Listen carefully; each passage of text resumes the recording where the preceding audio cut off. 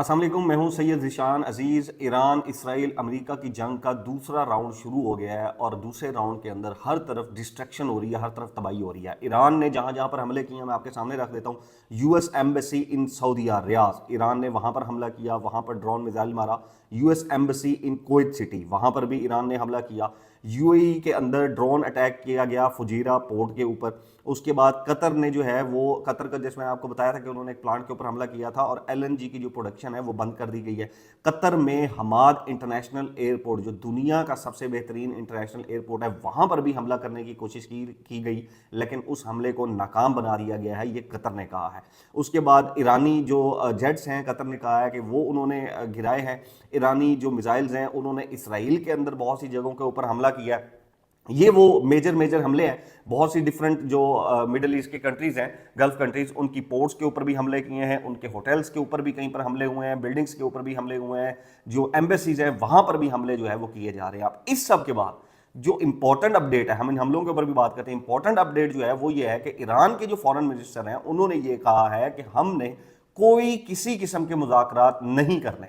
जंग तुमने शुरू की है, तुमने पहल की है, तो खत्म भी तुम ही करोगे। हम जंग जारी रखेंगे जब तक हम इसको जारी रख सकते हैं, और हमारी जो पेशेंस है, हमारा जो सब्र है वो खत्म हो गया। अब जितनी जंग होगी और तुम्हें शौक था जंग करने का, तो अब फिर जंग ही करो हमारे साथ। अब इसके अंदर एक जो बड़ी जो स्टेटमेंट आई है सामने, वो आ जाई है, और वो ये जितने भी गल्फ कंट्रीज हैं जिसके अंदर यानी कि आपका जॉर्डन हो गया, कुवैत हो गया, Oman, Qatar, Saudi Arabia, UAE, ये सब ने एक स्टेटमेंट दी है कि हमारे ऊपर जो अटैक हो रहे हैं वो अनजस्टिफाइबल है। यानी कि ये जितने भी मिडिल ईस्ट के कंट्रीज हैं जहां जहां पर ईरान अपने मिसाइल मार रहा है, वो ये कह रहा है कि ईरान हमें गलत मार रहा है, ईरान हमारे अंदर एम्बेसीज के ऊपर या अड्डों के ऊपर या जहां भी हमले कर रहा है, ये गलत है। और साथ ही वो ये भी कह रहे हैं कि ईरान अब सिर्फ फौजी और मिलिट्री तनसीबात के ऊपर हमला नहीं कर रहा, अब सिविलियन के ऊपर भी हमला कर रहा है। और ये जितने भी कंट्रीज हैं वो ये कहते हैं कि हमारे ऊपर ये हमला गलत है, हमने तो ईरान के ऊपर हमला नहीं किया। लेकिन ईरान की जो स्टेटमेंट है वो ये है कि इस जंग में जो जो भी अमरीकी या इसराइलियों का साथ देगा मैं उसके ऊपर हमला करूंगा। और समझ भी आती है आपको ये बात कि एक मुल्क है और वो अपनी जमीन किसी भी दुश्मन को दे रहा है, दूसरे इस्लामी मुल्क के लिए, तो जाहिर सी बात है अब अमेरिका अगर मिसाइल नहीं जा सकता तो ईरान उसको वहां मारेगा। जहां जहां उसको अमेरिकी नजर आएंगे, जहां जहां उसको इसराइली नजर आएंगे, वो वहां वहां पर टारगेट करता हुआ उनको जो है वो मारेगा। अब ईरान ने आज 165 बच्चियों का जनाजा पड़ा है एक साथ। 165 मासूम बच्चे बच्चियां, उनका जनाजा आज एक साथ पूरे ईरान में पड़ा है। और ये वो विजुअल्स हैं जो नॉर्मली अगर किसी भी बड़े यूरोपियन मुल्क में या अमेरिका के अंदर, फ्रांस के अंदर अगर इस तरह का अटैक हो तो पूरी दुनिया के अंदर क़यामत टूट पड़ती है।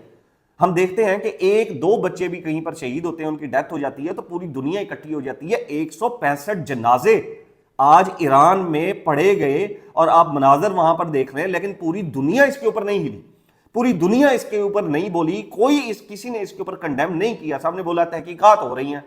अब जब ईरान की जो डेथ टोल है वहां पर 800 के करीब लोग इस वक्त तक शहीद हो चुके हैं। अब ईरान का जो मेन सुप्रीम लीडर है वो भी शहीद हो चुके हैं, मेन उनकी लीडरशिप शहीद हो चुकी है। तो ईरान कैसे हमले रोकेगा? ईरान कैसे कहेगा कि आप मेरे दोस्त हैं, आपके कंट्री की एयर बेस से मेरे ऊपर हमले हो रहे हैं, मैं आपको कुछ नहीं कहूंगा? ये ईरान की स्टेटमेंट है जो मैंने आपके सामने रखी है। अब ये जंग का दूसरा राउंड शुरू हो चुका है। पहले राउंड में अमेरिका ने और इसराइल ने बाजी ले ली सुप्रीम लीडर को और ईरान की जो मेजर लीडरशिप है उसको शहीद करने से।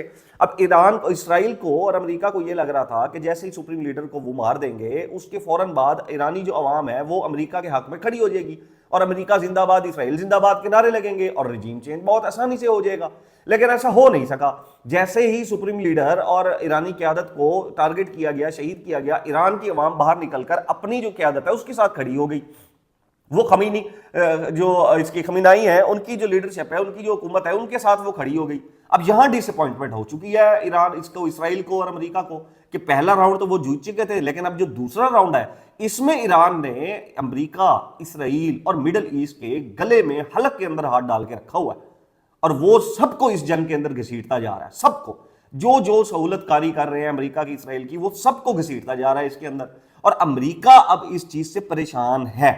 अमेरिका कभी भी अपने फौजी नहीं भेजेगा वहां पर ईरान के अंदर, क्योंकि अमेरिका वहां पर फौजी भेजता है जहां पर वहां की अवाम अमेरिका को सपोर्ट करती है।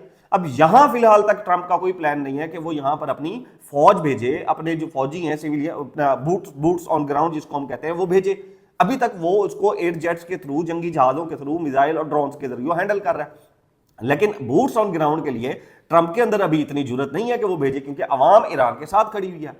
تو یہاں سے یہ لگتا ہے کہ یہ میس جتنا بڑھتا جا رہا ہے، دیکھیں اسرائیل کا جو کنفلکٹ ہے وہ چاہتا ہے کہ وہ مڈل ایسٹ کو بدلے، اور جو امریکہ چاہتا ہے وہ چاہتا ہے امریکن اپنے جو پیپل ہیں ان کا تحفظ چاہتا ہے اور ان کا انٹرسٹ چاہتا ہے، ان کی اکانومی چاہتا ہے۔ یہ وہ سٹیجز ہیں جو آگے جا کر مجھے لگتا ہے کہ اس جنگ میں امریکہ کو بھاگنے میں مجبور کر دیں گے، کیونکہ اسرائیل یہ چاہتا ہے کہ فلسطین غزہ کی طرح بمباری ہوتی رہے، ڈسٹریکشن ہوتی رہے، تباہی ہوتی رہے، بچے، خواتین، لوگ، مرد، سویلین مرتے رہے، کیونکہ جب تک جنگیں ہوتی رہیں گی تب تک نیتن یاہو کا پولیٹیکل کیریئر سٹرونگ ہے اسرائیل کے اندر، اور اس لیے وہ فلسطین کے اندر بھی بغیر کسی پلان کے تحت صرف بمباری کرتا ہے۔ ایران میں بھی کوئی پلان نہیں تھا، سپریم لیڈر کو ٹارگٹ کرنا تھا، سپریم لیڈر ٹارگٹ ہو گئے، اب کیا پلان ہے؟ اب کوئی پلان نہیں ہے، اب صرف یہ ہے کہ بمباری کرتے رہو، بمباری کرتے رہو، بمباری کرتے رہو۔ امریکہ اب اپنی عزت بچانے کے لیے بیچ میں اتر رہا ہے، اس نے اپنے B-2 بمبار بھی اتارے ہیں اس کے اندر، اور امریکہ بھی اب یہ چاہتا ہے کہ کسی حد تک وہ میکسیمم جا کر کو مار مور کے، میکسیمم میزلز مار کے کسی طرح ڈسٹریکشن زیادہ کر دے اور پھر سائڈ پہ ہو جائے، لیکن اسرائیل یہ چاہتا ہے کہ اس کو پرولونگ کیا جائے۔ اور یہ امریکی صدر نے بھی کہا ہے کہ یہ جنگ جو ہے وہ 4 سے 5 ہفتوں تک چل سکتی ہے، یعنی کہ 1 مہینہ اگر یہ جنگ چلتی ہے تو آپ یہ اندازہ کر لیں کہ مڈل جو ایسٹ ہے اس کا کیا حال ہوگا، UAE کا کیا حال بنے گا، سعودیہ، قطر، کویت، عمان، جارڈن، عراق، ان کا کیا حال بنے گا؟ ان کی اکانومی تو تباہ ہو جائے گی، ان کی اکانومی تو بالکل زیرو ہو جائے گی، اور یہ پھر خود کو بیچ نہیں سکیں گے۔ اور ایران یہی چاہتا ہے اس وقت، ایران یہ چاہتا ہے کہ اگر میں نہیں رہتا تو پھر میں آپ کو بھی نہیں رہنے دیتا، اب میں امریکہ بیٹھ کے ٹارگٹ نہیں کر سکتا ہوں، تو جہاں جہاں امریکی ہیں ان کے ایسٹس ہیں میں وہاں ان کو ٹارگٹ کروں گا۔ اور دوسری سچویشن اب اس کے اندر پاکستان کا کیا رول آ رہا ہے؟ پاکستان کا رول مجھے یہ نظر آ رہا ہے کہ پاکستان الٹیمیٹلی ایک سچویشن کے اوپر آ کر اس میں صلح کا کردار ادا کرے گا، اور وہ کہیں نہ کہیں ایران کو، USA کو اور مڈل ایسٹ کو بٹھا کر ان کی صلح کروائے گا، لیکن ڈیپینڈز کہ تب تک نقصان کتنا ہوتا ہے۔ اب ایک جو بڑی زبردست جو ہے وہ سٹیٹمنٹ آئی ہے وہ ہے بورڈ آف پیس کے حوالے سے۔ بورڈ آف پیس کے حوالے سے ہماری جو سابق UN کی ممبر رہی ہیں، ہماری مدیحہ لودھی صاحبہ، ڈپلومیٹ بھی رہی ہیں، وہ یہ کہتی ہیں کہ پاکستان کو فوری طور پر بورڈ آف پیس چھوڑ دینا چاہیے۔